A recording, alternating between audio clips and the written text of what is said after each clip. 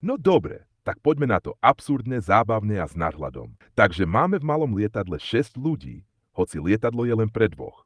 Už len to je absurdná zápletka. Sedí tam Usama bin Laden, Saddam Hussein, Donald Trump, Vladimír Putin, Jackie Chan.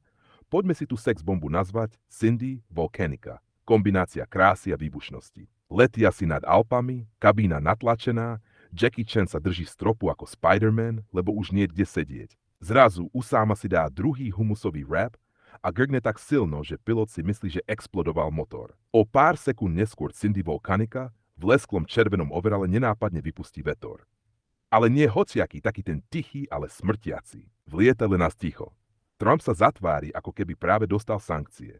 Putin vytiahne plynovú masku. Saddam vytiahne parfum z 90. rokov a Jackie Chan sa vyšmykne zo stropu a spadne na Trumpa.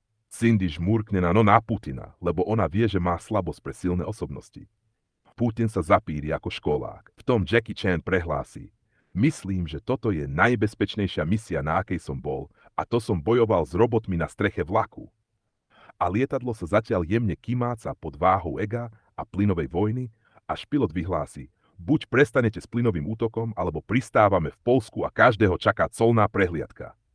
A Cindy len dodá: chlapci, u mňa je to prírodné. Čo je vaša výhovorka? Chceš pokračovanie?